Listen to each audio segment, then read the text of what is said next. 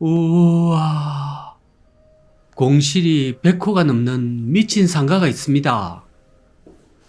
그것도 육지도 아니고 이곳 사만의 최남단 탐라에서 충격적인 사기 분양이 발생했는데요. 봉이 김순달이 현대에 와서 물 대신 상가를 팔아치우려고 했다가 결국 난리가 나버렸습니다. 안녕하십니까. 만장신 사만의 어진 백성 여러분.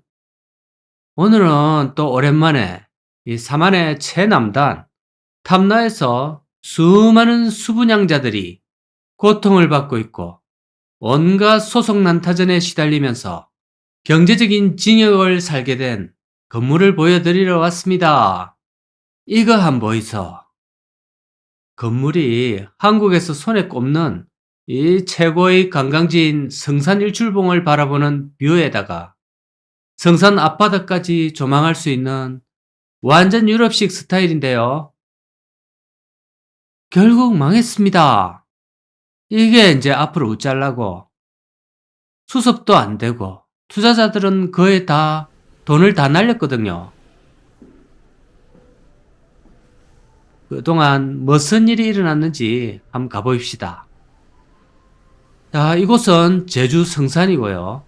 한때는 최고의 신혼여행지였고 우리의 달력이나 교과서에 항상 실리는 이미지의 그 주인공 성산 일출봉이 바로 앞에 있습니다.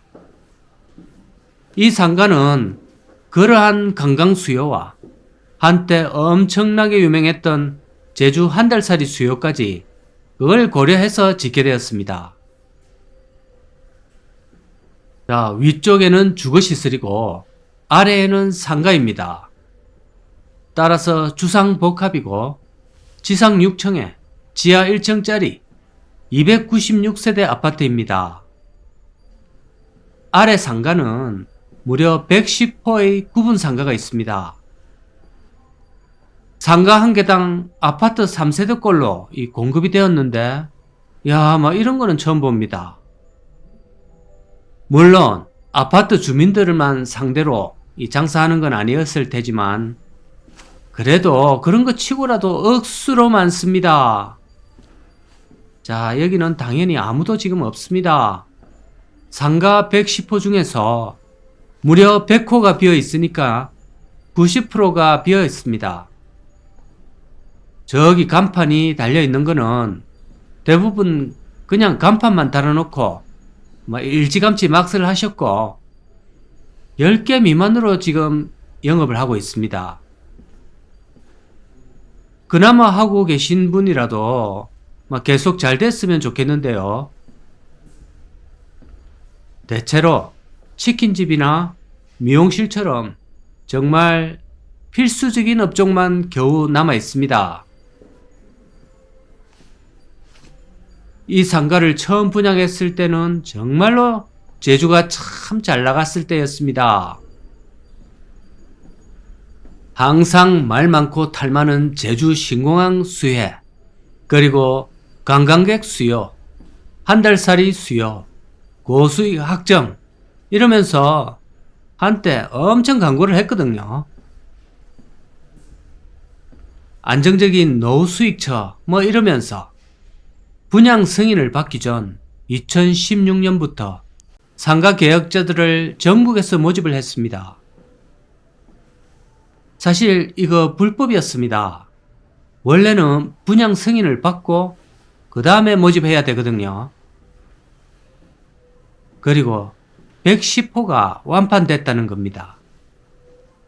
주거단지 296세대의 경우도 인터넷 청약을 시작한 지 16년 12월에 역시 전량 완판이었습니다. 한 달 만에 다 마감됐다고 합니다. 계약금을 전부 다 받은 거죠. 그런데 이게 완공이 되고 나서 이 실체를 까보니까 광고를 하던 것과는 완전히 딴판이었고 실제 들어오기로 했던 유명 브랜드는 하나도 안 들어왔고 또 유럽형 스트리트 상가라고 했지만 자, 여러분들 한번 쭉 둘러보세요. 이게 과연 유럽형 상가인지는 여러분 판단에 맡기겠습니다. 제가 볼 때는 전혀 유럽식 안 같습니다.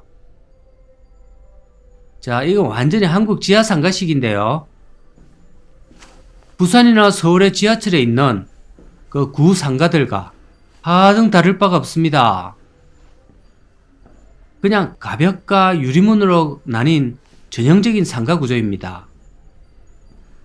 그 당시 조감도에는 저렇게 많은 사람들이 쇼핑을 하고 유럽식으로 해놨지만 현실은 전혀 달랐다는 겁니다.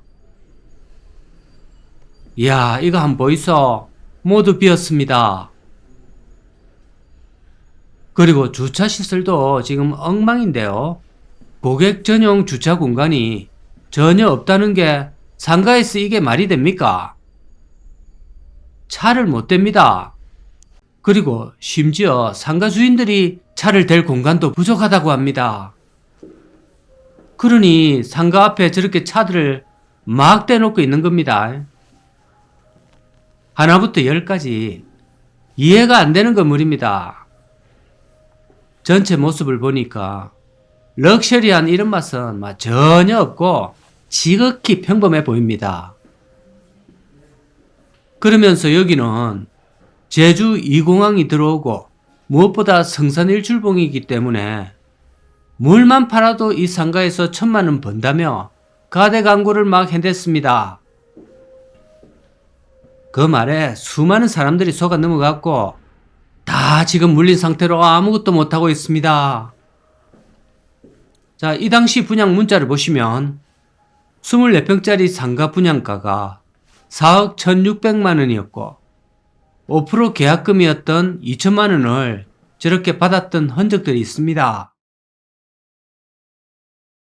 자, 이 상가 수분양자들은 이런 깡통 상가를 끌어안은 바람에 중도금 대출 완납에 따른 연 8에서 16%의 고금리 이자 납부에 시달리고 있다고 합니다. 제주 신공항 저거 계속 말이 많았는데요. 2025년, 즉 작년에 저게 완공된다고 했는데 지금 10년이 밀려서 2034년까지 완공한다고 합니다. 저기 이제 가덕 신공항이랑 비슷한 상황입니다. 자, 여기는 한번 보이소. 정말 황량합니다. 이용하는 사람들도 없고 저기 296세대 아파트인데 과연 현재 몇 명이나 살고 있을지 심히 의문스럽습니다. 상가처럼 뚫린 구조가 아니라서 확인이 안 되는데요.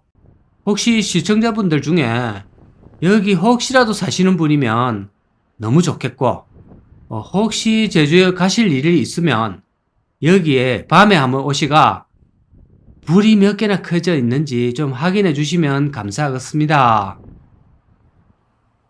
그리가 개수가 몇 개인지 좀 올려주이소. 자, 이거는 완전한 사기 분양이고 제멋대로 지어진 건축물인데다가 인허가 과정도 이해가 안 됩니다. 여기가 제주 신공항 관련 부지로 엮여 있으가 사실 어떠한 건축 허가가 나오기가 불가능한 지역이었다 하는데요.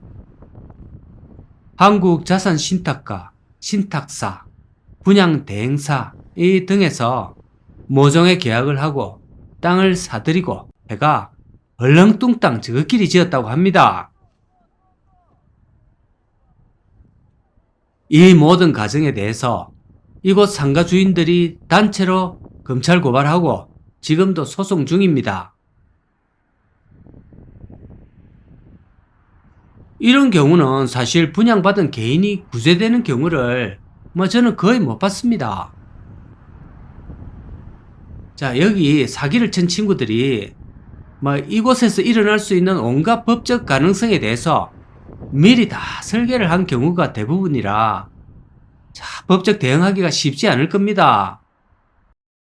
부동산 관련하여 분양 사기나 또는 전세 사기 등에 이 개인이 휩쓸렸을 때 제대로 구제받는 것을 제가 별로 못 봤습니다. 여러분은 본 적 있습니까? 아마도 없을 건데요. 그러니까 이런 거는 우리가 조심할 수밖에 없고 저 방송 등을 자주 보시면서 아, 저런 류의 사기도 있구나 푸는 거를 계속 접해야 됩니다. 자, 이곳 제주는 지금 골든타임이 거의 끝났습니다. 한 달살이 수요를 보고 저거를 지었는데 여기가 번잡한 제주시도 아니고 이 관광지인 이곳까지 누가 와서 살겠습니까? 상가는 당연하고 아파트 저것도 공실이 대부분이지 않나 하는 생각을 해봅니다. 그런데 겉은 멀쩡합니다. 저기 보면 유럽의 유명 사립대학교 기숙사나 아니면 도서관 같은 분위기가 나는데요. 근데 또 내부는 들여다보면 별로입니다. 자, 오늘은 잘못 분양받은 상가에서 이 수많은 사람들이 고통받는 사례를 한번 보여드렸습니다. 정말 안타깝습니다. 오늘도 시청 감사합니다.